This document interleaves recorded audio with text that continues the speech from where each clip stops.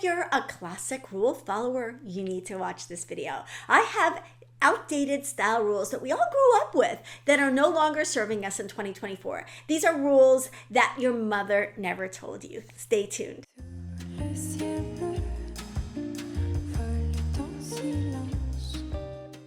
Hey, today we are going to talk about style rules your mother never told you. These are things that we have maybe believed and followed our entire lives that we need to stop. We need to stop it right now. We need to stop following these rules right now because they're outdated and they're going to make us feel frumpy. So welcome to my channel. If you're new here, my name is Netta. I'm a personal stylist, formerly a fashion editor and fashion columnist. I'm also the founder of the Ageless Style program, where I've helped thousands of women transform their style and learn to love the way that they look every single day. So I know some of you probably bristled at the word frumpy, but I will tell you that the rules that we grew up with and that I grew up with, that you grew up with, the rules that we heard often in the 60s and 70s and 80s and 50s and whatever decade of, like, whatever those formative years were for you, some of those rules were just really bad rules. They're really outdated. They're really not, they come from a time when women were expected to stop doing things and stop looking fabulous after a certain age. And fortunately, we're not there anymore. This, in my opinion, is the prime of our lives. And this is the time when we get to finally show up as ourselves in our style, because we maybe are free from some of the restrictions that put us into a corporate dress code or a mom dress code or whatever. And now we can just start dressing for ourselves. So that's what this is all about in today's video. And it's really about dispelling some of those old ideas that we've had about style and creating new rules and new guidelines for ourselves going forward. Okay, first rule. This is going to be controversial. It's going to be controversial, but I'm saying this from experience. Short girls should wear short skirts. Short girls should wear short skirts. Don't turn off, don't stop the video just because I said that. But I will say that, if you like your legs, and if, they've often said legs are the last thing to go, and I'm definitely finding that to be true in my experience. But if you like your legs, don't be afraid to show the part of your body that you like. Now, if you're petite, wearing something shorter will make you look longer. If you're petite, wearing a shorter skirt will make you look taller. Now, if you don't like your legs, and you're not comfortable wearing a shorter skirt, and short is going to be different for everybody. It can be right above the knee for you. It can be a little higher. But anywhere from above the knee to, mid-thigh is going to make you look longer. Anything shorter than that is probably going to be a little hard to wear. That said, you don't like short skirts, then go for the opposite extreme and do something really long, because a maxi skirt is also lengthening. What becomes harder as petites is the midi skirt length. I love midi skirts and I wear them all the time, but you've got to pick a midi skirt or midi skirt style that's going to flatter your body. So you've got to have, when you're wearing a midi skirt or a midi dress, all the other details have to work, and the length of that midi skirt has to be perfect. It has to be perfect. So on a petite person, especially if you're a petite person with shorter legs, I have longer legs, so I get away with a little bit more for my height. But if you're a petite person with shorter legs and you're finding that midi skirts are just really hard for you to wear, that's not your imagination. They actually really can be hard to wear. You've got to get that length exactly right for a midi skirt to work on you if you're petite. So the Fashion Fit formula will help with that. If that's something you're interested in, I will put that information down below, but it'll give you the exact lengths. Now, as a tall person, if you're tall, you can wear different lengths a lot more easily than those of us who are petites can. So that's I could go on and on about this. I could do a separate video about each of these points probably, but that's my first kind of sassy rule for us for 2024. Short girls can and maybe should wear short skirts. Okay, second, I think this is something that we can all get behind. Dress your energy, not your age. Dress your energy, not your age. We don't wear our size on the outside of our bodies, on the outside of our clothes. No one knows what our size is, and nobody knows what our age is. People respond to our energy. And so if your energy is more youthful, your clothes can be more youthful. If your energy is more subdued, maybe a little bit more mature, maybe a little bit more reserved, then your clothes can match that. You want your clothes to match your energy, because that's how you're going to get that authentic classic style, and that's how it's going to feel congruous to you, right? Like that's how it's not going to feel off. So my daughter was recently telling me that my mom, who just turned 77, is really youthful. She's absolutely youthful. She's funny and irreverent, and just she just has a very youthful energy, and she jokes around a lot. And because of that, if she wanted to, she could wear things that, and she also doesn't look 77, so she could wear things that have a more youthful energy, because that's going to match her personality. So when we're talking about style as being an extension of who we are, as being an extension of our personalities, then having clothes that reflect your energy makes you look authentic, and makes you authentic, because you're going to be dressing for who you are. So dress your energy, not your age. There is no rule that says at 50, at 60, at 70, we have to stop doing X and we need to start doing Y. Really is based on how you present yourself. Okay, I feel very strongly about that one. I want to do a whole video on dressing your energy, not your age. Okay, the next controversial style rule that your mother never told you is that you don't have to match leathers and you don't have to match metals. So often we were told this is going to come down to your classic or creative style. Now I did a video on there are only two different types of style, and I will stand behind that. I've had so much good feedback about that video, so if you haven't seen it, I will link it up here.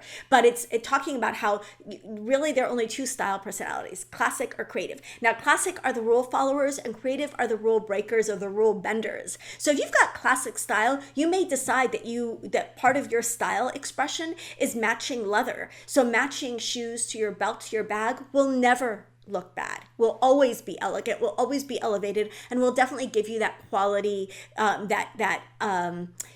classic luxury and that quiet luxury look that we've all been looking at, and the old money aesthetic. All of that, that's all about matching leathers, and it's all about matching metals. Like all your jewelry and all your metals being gold, all your jewelry and all your metals being silver. That goes into the classic style expression. Now, if you have creative style expression, however, you don't have to match your leathers and you don't have to match your metals. So you can choose. There's no right or wrong. You can choose which of these expressions feels like you. So if you enjoy mixing metals and you enjoy mixing leathers, there's no rule anymore, though, that your bag and your shoes need to match. There's no rule anymore that your jewelry all needs to be the same metal. It's up to you, and it's really a reflection of your personal style. So if you want to match, match. If you don't, and own it, because those rules are outdated. Okay, number 4. We were always told, you just wore that. Don't wear that again. Why are you wearing the same thing? Repeating outfits is a good thing. Repeating outfits is a good thing. Now, let me elaborate. Repeating outfits means that you have found a formula that works for you and you are wearing it on repeat. And I love that. What we don't want to do is wear the same 3 items over and over again, because 97% of our wardrobe is not getting worn because we don't know how to wear it. That's not what I'm talking about. But what I'm talking about is that when you have outfits that I would rather have you wear fewer outfits over and over and over again that you love than wear your entire wardrobe, the dregs of the back of your closet. Wear all of those pieces just so you're wearing something new. In high school, I think I've shared this story before, so stop me if you've heard this one before. Don't stop me, actually. But in high school, my sister would wear the things that she did not like at the very back of her closet before she would repeat something, right? Sorry, Nellie, I had to share that. I would wear my favorite pieces. So my encouragement to you is wear your favorite pieces and repeat those. And then maybe eventually you're going to be able to get rid of the pieces that are not your favorites in your wardrobe, right? So repeating outfits is a good thing. Let's be the outfit repeaters we want to see in the world. Okay, number 5, another controversial tip. Black isn't always the most elegant, the most flattering, or the most slimming. I know. Black isn't for everybody. It doesn't need to be your default go-to color when you want to look elegant, when you want to look slim, when you want to look flattered in your clothes. Black works for people who look good in black. If it's not your color, then consider another neutral. I'm going to do a whole other video about this. I would also say that even more elegant than black is white. white, off-white, your shade of white is going to be way more elegant, in my opinion, much of the time than black. Why? Because white looks high maintenance. White is high maintenance because we get stuff on it, but white looks so elegant and so unexpected, and people are used to seeing us in black. Try white instead. Try white instead. I'm going to do a video on best neutrals, but consider white over black, and consider any other color but black if you find that black is washing you out, if it makes you look tired. If it's not doing anything for you, black might not be the best for you. Okay. Number 6, we've always been taught to color our hair. Always been taught to color our hair. I will color my hair for the foreseeable future. I don't see myself letting my hair go silver or gray, but gray hair can be gorgeous. Gray hair can be gorgeous. It can be modern, it can be fresh, it can even be youthful. It's not for everybody, but I would encourage you. There are so many beautiful, I'm going to pop up pictures. There's so many beautiful women who are rocking gray hair and owning gray hair, and it looks incredible on them.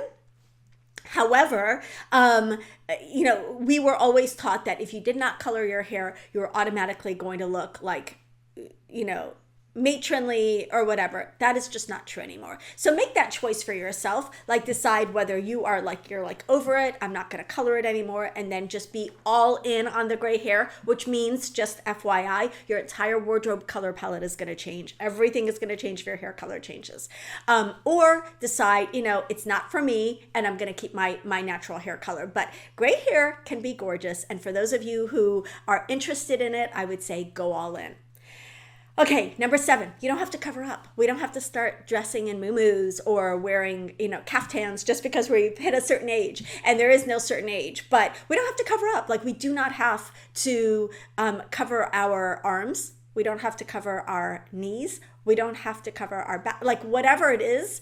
We don't have to cover this area if we don't want to. Like, we don't have to start covering up because we've hit a certain age. We don't suddenly have to start wearing like midi dresses and high collars just because, we hit 60 or whatever that age is. So a little skin can really give balance to an outfit.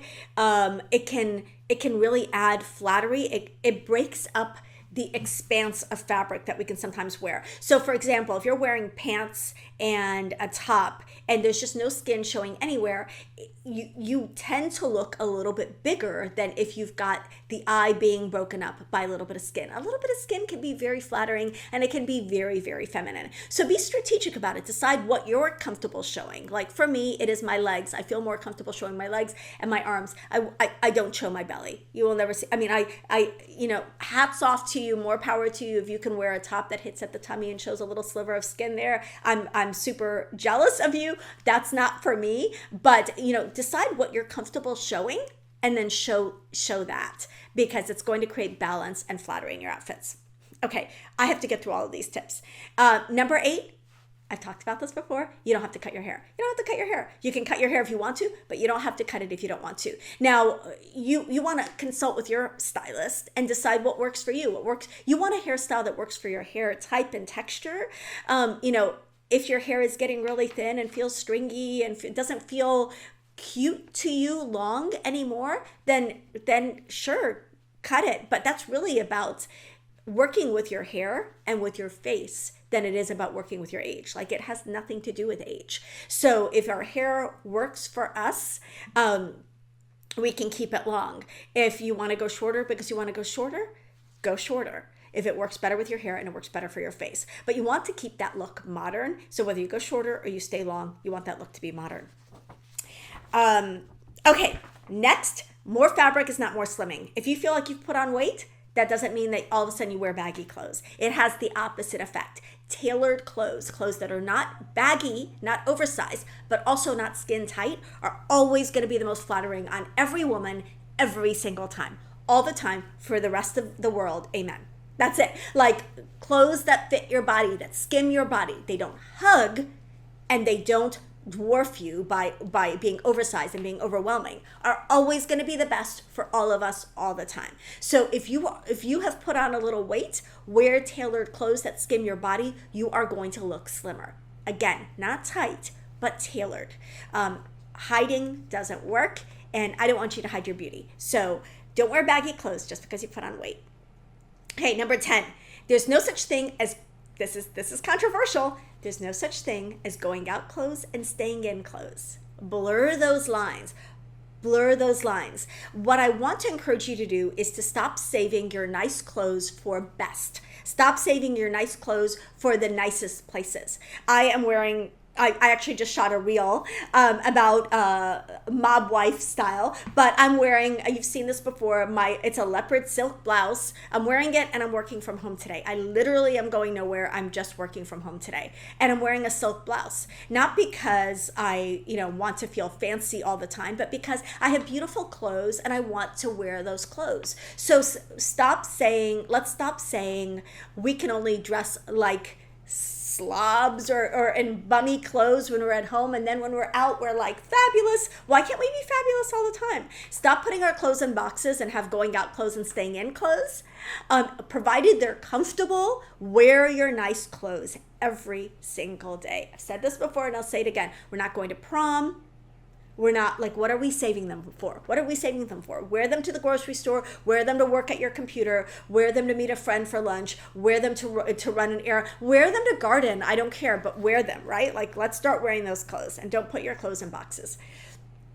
Number 11, sensible equals aging. Sensible equals aging. Sensible clothes, sensible shoes are shoes that are designed, what does that word even mean? It's so horrible. It basically, I think it's a way of saying practical but old. Practical but unattractive. I don't know, but we need comfort and style. Neither of those are negotiable. Comfort and style, that's what we all need. You can have comfort and style. Sensible is when you lean to comfort and you completely neglect style. So sensible is aging. Okay, stylish, modern, personal is where it's at. Number 12, statement jewelry sets should be worn separately. They are not married. You can break them up. So often people say, well, does that mean I can't wear a pearl necklace and pearl earrings? No, it depends on the pieces. If they make a statement, if you've got an elaborate necklace with a pair of matching elaborate earrings and there's a color and there's detail, the more statementy those two pieces are, the less likely you want to wear them. You should be to wear them together. So you want to break up statement jewelry sets. That does not mean you can't wear a pair of gold hoops and a gold necklace. Does not mean you can't wear little pearl earrings and a pearl necklace, but it does mean that the more statement those two items are, the more they should be separated. Wearing them together is not going to look modern. So we've often been told, buy jewelry in sets.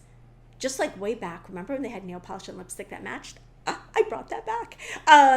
You had to match your lips to your nails. You had to match your earrings to your necklace.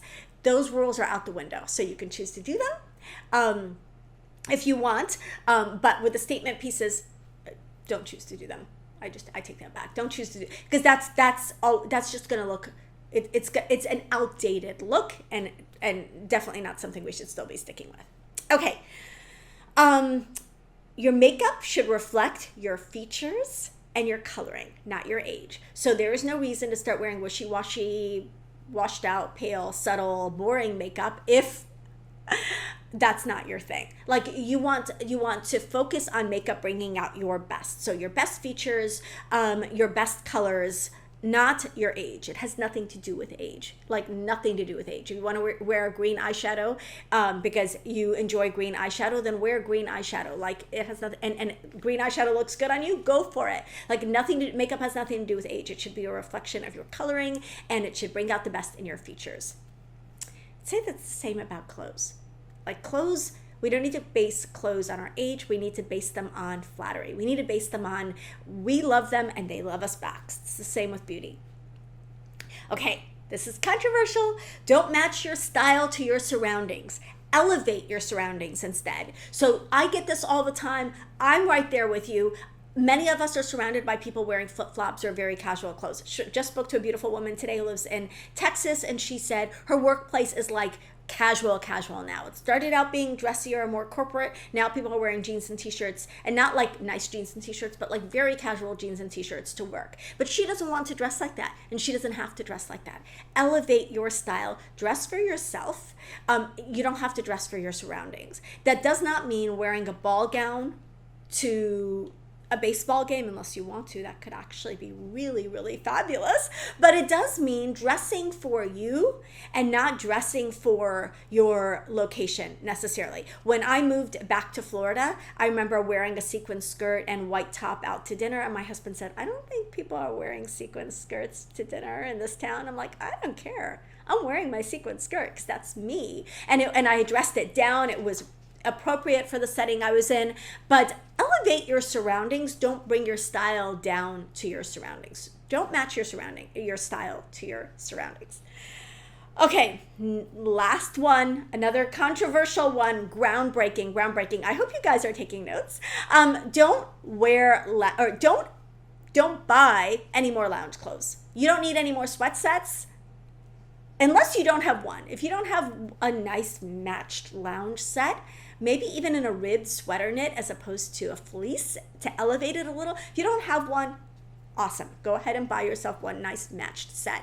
However, if you already have sweats, don't buy any more sweats. Probably ever. I'm pretty sure those sweats will take us through the rest of our lives. Like, we don't need any more sweats. Instead, take the clothes that you used to love and that used to be your go-tos and used to be your favorite and wear those for your casual lounging around the house outfits at home instead of sweats. Like, again, provided they're comfortable, why not wear your former favorite outfits that are maybe not in your current rotation, or maybe they were a trend a couple of seasons ago and they're not your favorites right now? Those are the clothes we should be lounging around the house in. Let's face it, we don't need to buy more t-shirts and more baggy sweats. Most of us have plenty of that kind of stuff as it is, and even most of us have plenty of leggings and things like that.